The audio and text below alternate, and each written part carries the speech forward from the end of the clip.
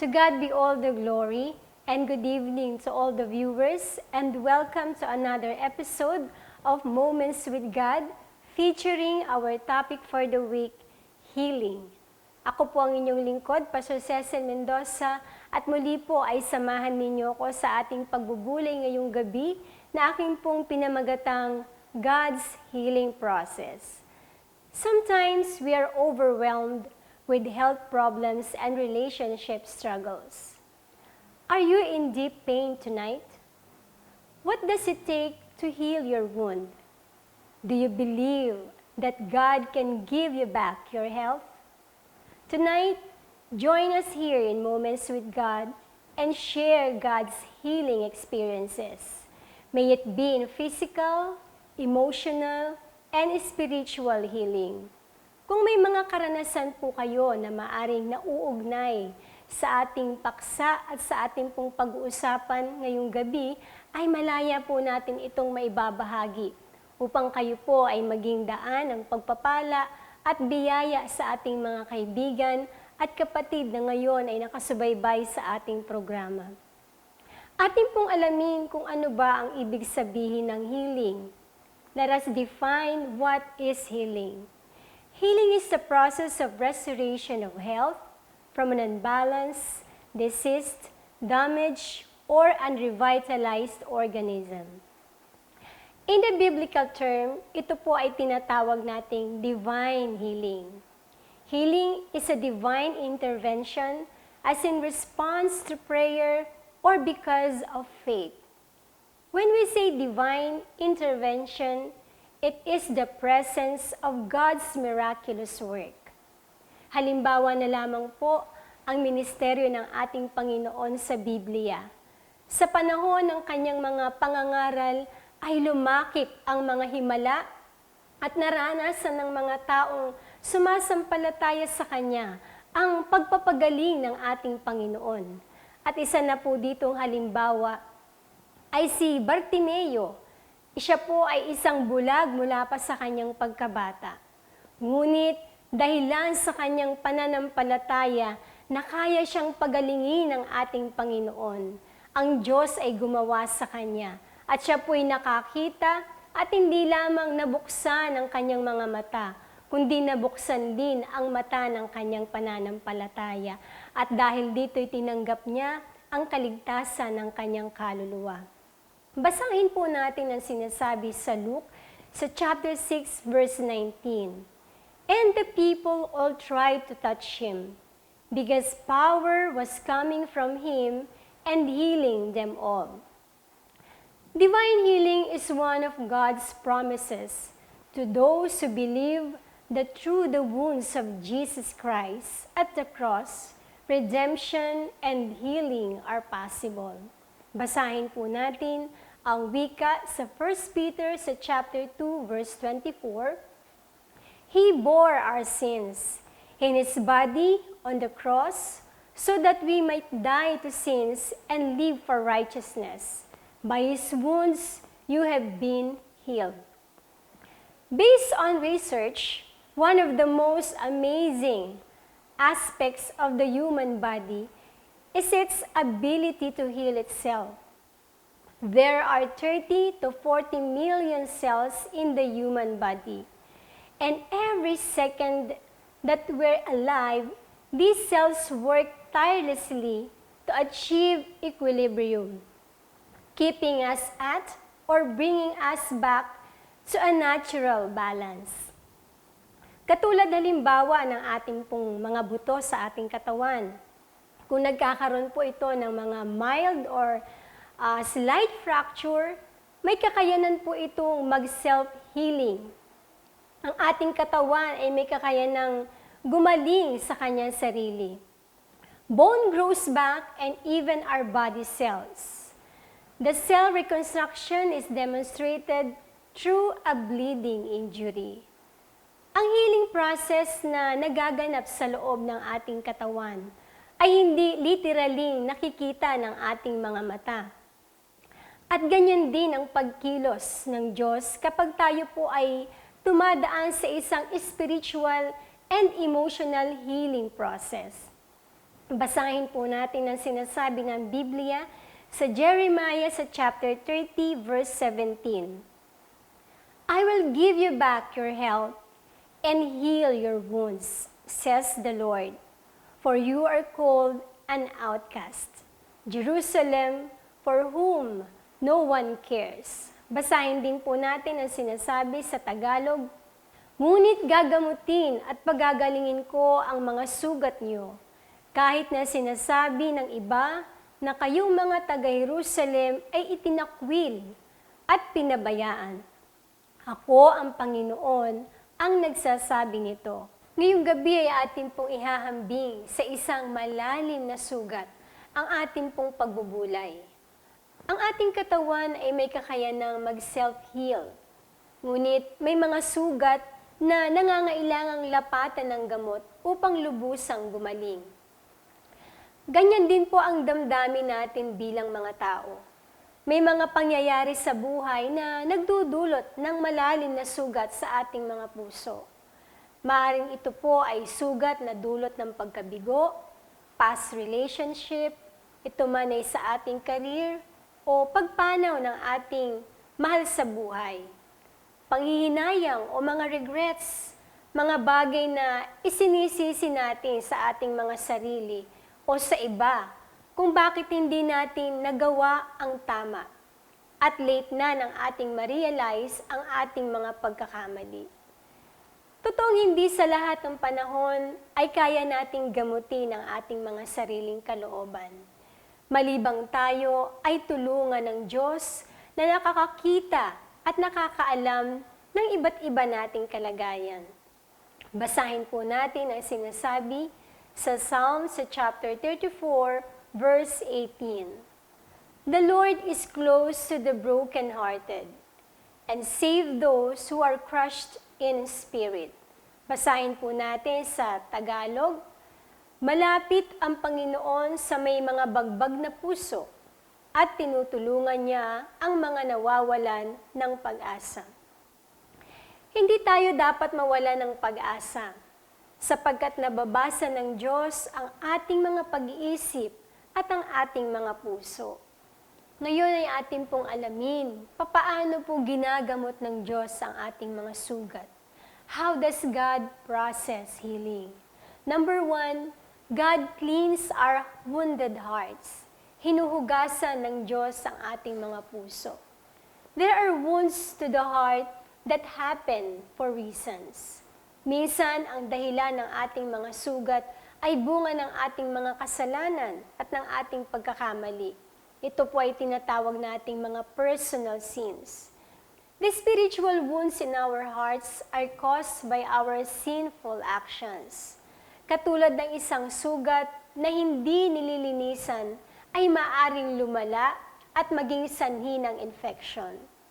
Kailangang alisin ang ugat na nagpapalala sa sugat. Katulad na lamang po ni Cain sa Biblia, ang kanyang puso ay nabalot ng inggit at ng galit dahil nasaktan ang kanyang puso. Dahil mas pinabura ng Diyos ang handog ng kanyang kapatid na si Abel. Basahin po natin ang sinasabi sa Henesis sa 4, sa talatang 6 hanggang 7. Kaya tinanong siya ng Panginoon, ano ba ang kinagagalit mo? Bakit ka nakasimangot? Kung mabuti lang ang ginawa mo, maligaya ka sana. Pero mag-ingat ka, dahil kung hindi mabuti ang ginagawa mo, ang kasalanan ay maghahari sa iyo, sapagkat ang kasalanan ay katulad ng mabagsik na hayop na nagbabantay sa iyo para tuklawin ka. Kaya kailangang talunin mo ito. Nakakalungkot ang kinahantungan ni Cain, sapagkat dahil nabalot ng igit at puot ang kanyang puso, hindi niya napagtagumpayan ang kasalanan. Nadaig siya ng kanyang inggit at galit laban sa kanyang kapatid. Kaya napakahalaga po ng pagpapatawad. That's why forgiveness is part of the healing process. If we learn to forgive, we are not allowing sin to take away our freedom. And that freedom is to live in the righteousness of God. Basahin po natin ang wika sa Efeso sa 4:22 hanggang 24. Kaya talikuran ninyo ang dati ninyong pamumuhay, dahil gawain ito ng dati ninyong pagkatao. Ang pagkataong ito ang siyang nagpapahamak sa inyo dahil sa masasamang hangarin na dumadaya sa inyo. Baguhin niyo ang inyong pag-iisip at pag-uugali. Ipakita niyong binago na kayo ng Diyos at bigyan ng buhay na matuwid at banal katulad ng sa Diyos. God's healing process is leading us to repentance. Ang pagsisisi ay paglilinis ng Diyos sa ating pusong mahina at madaling madaya. Hindi lamang personal sins ang dahilan ng ating mga sugat.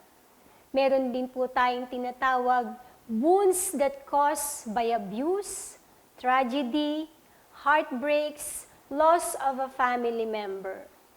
Sometimes the healing process is so painful, but the more we get hurt, the more we become stronger.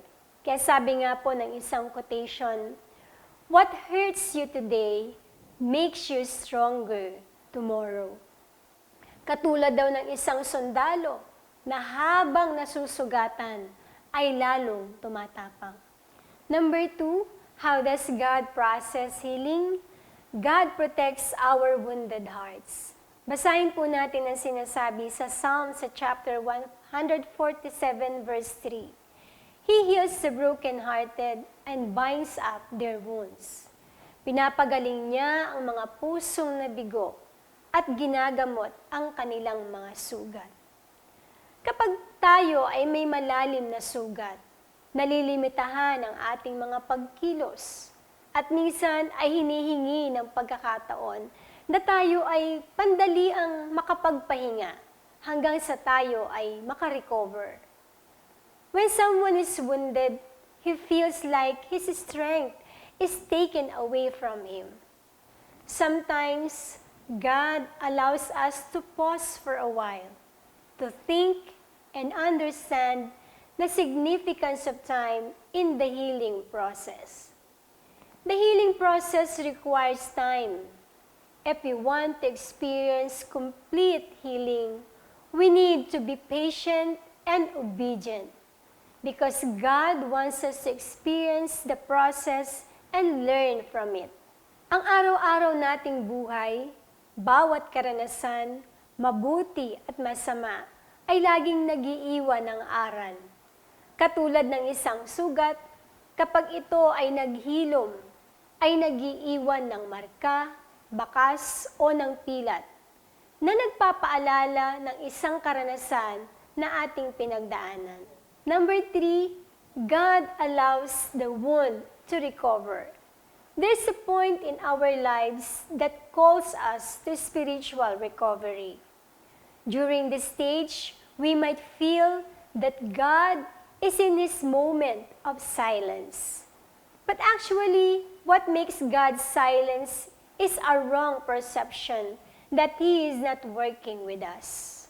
Katulad na lamang ni David, sabi niya sa Psalm sa chapter 22 verse 2, Diyos ko, araw-gabi tumatawag ako sa inyo, ngunit hindi niyo ako sinasagot, kaya wala akong kapahingahan.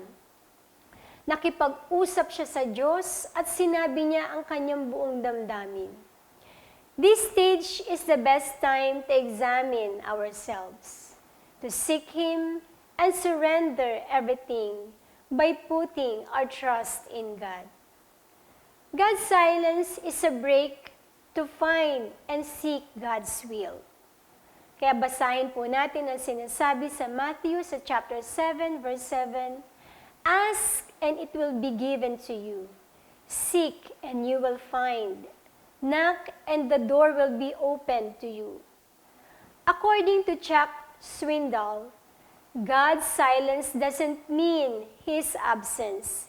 He is just teaching us to grow deeper. Just like a deep wound that takes time to heal completely and fully recover. Hindi tayo kailanman pinabayaan ng Diyos. God's silence is a way to test our obedience. Though we may not see Him, but He is doing His part to keep us strong and make us feel that we are safe and secure in His hands. Basahin po natin ang sinasabi sa Psalms sa chapter 73 verse 26. My flesh and my heart may fail, but God is the strength of my heart and my portion forever. Truly that God's healing process may cause intense pains and leave scars of the past. We may not appreciate its imperfection, but the scar will remind our story of God's healing mercy and shining glory. Some may not yet experience God's healing process. Hopefully, when our turn comes, remember that pains will make us stronger than ever. Just allow ourselves to go on with the process. It will take a long time to test our patience and obedience. And in the moment of God's silence, He will protect us until we gain back the strength that God reserves for us. To God be all the glory. At ngayon, ating pong basahin ang ating Bible verse sa Jeremiah sa chapter 33 verse 6. But now I will heal and mend them. I will make them whole and bless them with an abundance of peace and security. Purihin ang Panginoon. Ito po ang salita ng Diyos sa gabing ito. Pagpalain tayo ng Panginoon. Happy moments with God. To God be all the glory. Thank you for watching Moments with God. If you enjoyed the video, click like and subscribe for more uploads.